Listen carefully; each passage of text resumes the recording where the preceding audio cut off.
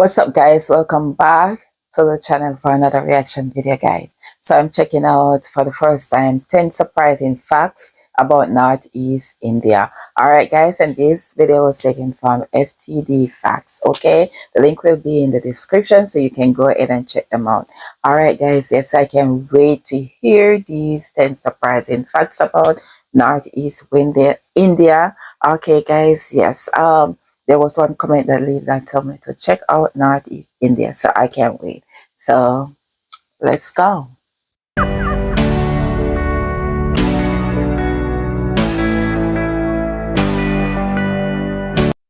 India is a land of diversity and with many different kinds of people belonging to different races, Okay. cultures, and religions. So it's but natural that people belonging to such diverse cultures would also look a little different. However, people from the northeastern part of India have a different look altogether. Now the question is, why is that? And what are some of the facts surrounding Northeast India? Hey guys, my name is Leroy Kenton and welcome back to another episode. Now we've talked about this before, but now we're just adding it to our 10 Facts episode series. And before I begin, leave a like on this video if you love learning. And for those of you who are new here to FTD Facts, hit that subscribe button and ring that bell so you don't miss any of our future episodes. Alright, so let's jump into the facts now. Northeastern India comprises of 8 states. There's Assam, Arunachal Pradesh, Mizoram, Manipur, Meghalaya, Nagaland, Tripura, and Sikkim. Now, northeastern India shares its borders with Myanmar, Bhutan, and China, as well as Nepal and Tibet. Now, all these countries comprise of people of almost the same ethnic group. But even within Northeast India, the population of Northeast Indians is made up of many different races, mainly the Mongoloids, Indo-Aryans, and Australoids, or Austric and Dravidians. Now I know that in today's modern world, the term Mongoloid is seen as something derogatory, and many use it as an insult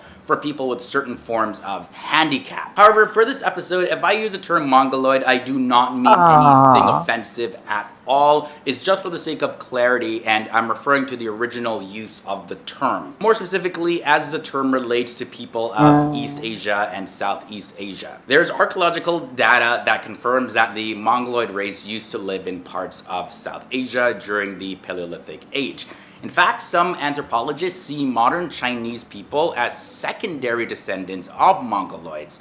And since people in Northeast India are also descendants of the Mongoloid people, you can see why all of these races share similar physical features. Another point to look at is while the original settlers in Northeast India were the Mongoloids, the Indo-Aryan and other groups arrived later. You can see that there's a huge dominance of the Mongoloid element in the population of Northeast India. Also, in some ancient texts, the northeastern regions belonged to tribes who spoke languages from the Tibeto-Burman family. Then in other parts of the northeast, there was a race of people who reached Myanmar from the Yunnan region of China. Also, the Métis tribe of Manipur state descended from the Tartars who migrated from China in the 13th to 14th centuries. So in short, there are more than 200 fascinating tribes in Northeast India alone who at some point in history migrated from neighboring countries. Yes, it's right. Yeah, you can definitely see the similarity with the different tribes. I could say tribe, yeah, with the different tribe. Like you was explaining, you could definitely see their facial features have a similarity to it. So true. I'm totally enjoying this video. The neighboring countries, specifically China, Myanmar, and Bhutan, and they all came in search of more fertile land, or to find river valleys, or to simply just invade the land. Now I got a very interesting point here. Other than the racial differences, which I will get into very shortly, there is a whole tribal, non-tribal duality recognized by the Constitution of India that gives certain benefits to the many tribal communities in the northeastern part of India. Now, this was to help them catch up with the rest of society in educational standards as well as standard of living in general. Now, it's because of reasons like these that Northeasterners are often non-recognized and even misrecognized or even thought of by the wider Indian society as foreigners, and they're seen as people who came from such places like China, Nepal, Thailand, or even Japan. And some call this withholding the Indianness from the northeastern Indian people, which causes people to discriminate against and marginalize them. Now let's talk a little bit about the issues that northeastern Indians face a little bit more. So pretty much the people of the northeastern part of India are often even seen differently by the people from other parts of India, like I mentioned. Now while it's true that northeastern Indians have Mongoloid features that give them unique features on a whole, many people have assumptions about them. And the biggest problem that the people of other parts of the country have is that there's just very limited knowledge about the Northeast. In fact, most of the decision makers sitting in Delhi, they will often forget this very part of the country. Also, if you think that when Indians from other states travel to different states, that they're treated differently over there, so it makes sense that Northeasterners would be treated differently when they travel outside of their states, well, think again. Now, there are a few complications that I'm going to talk about right now, which should give you a better picture of the problems here. It's pretty much human nature. It's like burnt in, hardwired in our DNA to look at people who don't actually look like us or talk like us in a different way. So think about it though. How do you develop understanding? Well, that's through communication. Now, how do you develop communication? Well, that's by speaking the same or similar language. And you can say that the general perception among a large portion of North Indians is that the Northeastern Indians are really unapproachable. Now, people from Maharashtra, Gujarat, as well as Bihar, India, can kind of get by because their languages are similar enough to Hindi to reduce the language barrier. A lot of Indian people and Northeastern people face problems because of this, because their languages just aren't that similar. There is also a geographical barrier. Many people point Yeah, so they would have difficulty communicating with other people that don't speak their language when they do travel. It's not really like it's a racial thing or anything, maybe because of the understanding the language barrier that they would face a difficult time outside of their country. That's what I'm getting. Yeah. out that Northeast India used to actually be separated from the rest of India, and they started being connected to the Indian mainland not too Really? long ago. Also, transport to and from the northeastern part of India is still not very developed. There are only a few trains and even fewer flights. As shown in the image that you'll see on your screen right now, there is a physical divide between the rest of India and northeastern states. Also remember that North India used to be pretty fragmented earlier on, but it got connected more easily because they were on the plains and enjoyed some cultural intermixing. Then when a ruler would occupy the region, they would then bring about their laws as well as their culture. And this created a cultural similarity in the region. Now, due to North India's geographical position, a kind of barrier was created when the cultural assimilation couldn't take place between the northeastern states and the rest of India. There's also a big issue when it comes to stereotyping. Now, did you know that when the Arabs began trading in India, that they started calling anyone who lived on the east side of the river Indus as Hindu?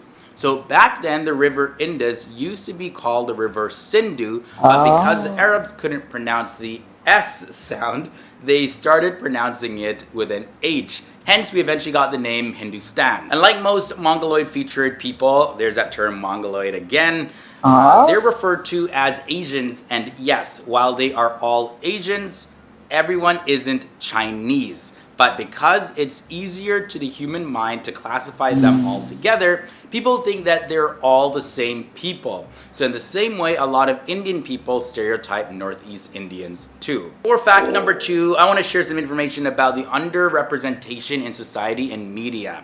So the northeastern states aren't very densely populated in the first place. A fraction of them come to North India for education or looking for jobs, compared to the massive crowds of people people of Northeast Indians are statistically a minority. Mainland Indian society just hasn't seen enough of Northeastern Indians even after they started migrating to North India. We see Black, Asian, and Latin representation in African sitcoms, but nothing of the sort when it comes to Indian television. They aren't very well represented in Bollywood either. Take, for example, Priyanka Chopra's movie Mary Kom. Because you know that, to tell the truth, I really couldn't tell the difference between them. I couldn't. So I would always like think they're just Indians, or to tell the truth. Yeah, and then some Indians look a little different. Yeah, like what you say, like some of them, the ones from the northeast, thinking about it, looking at their feature, they would look a little similar to like Chinese. But you see the Indian looking in them. Yeah. But at first I used to just say, oh, this person is Indian. I didn't know there was a kind of separation and mix of the tribe and stuff like that. So like I said, it's really interesting to learn. Well represented in Bollywood Yeah. either. Take, for example, Priyanka Chopra's movie Mary Kom. Now, the movie is based on the life Yeah, of the the Olympic ball. Indian boxer Mary Kom, who was from the state of Manipur. Now, instead of casting a Oh, Northeast Indian person, producers casted a not at all Northeast Indian looking Priyanka Chopra. And this is usually the big problem when it comes to representation of Northeast Indians in mainstream media, in that they aren't even represented at all. And the final thing I want to share is wow. this. So just remember that the northeastern region of India is a very sensitive one, almost like Kashmir. Now, they have feuds with China over the borders of Arunachal Pradesh, and the Seven Sister States have been plagued by a lot of violence. Now, the feud with India, as well as the rise What? of separatist groups in the northeast, as well as the retaliation by the Indian army, mistrust, loss of faith, all of that, those have been Uh, prevailing in these regions for decades. And the more that the wow. mainstream Indians don't do to fix the racist attitudes against Northeast Indians in their heart, the more that the Northeast Indian people will feel alienated from the rest of India. Now, it's because of this that Northeasterners really feel alienated, and it's because of this that, like, yes, a lot of Northeast Indians really feel completely alienated and just completely separate, and China And actually see the sometimes looks of tries to a use this similar in their of a favor Chinese to in create them. chaos in northeastern regions. All right, guys, so that's all I have for you in this episode. I know I covered a Oh, lot, and it's definitely a sensitive wow. topic. I tried to come from a bunch of different angles just to shed some light on the northeastern Indians. But anyways, let me hear your thoughts and comments down below. What do you Oh, wow.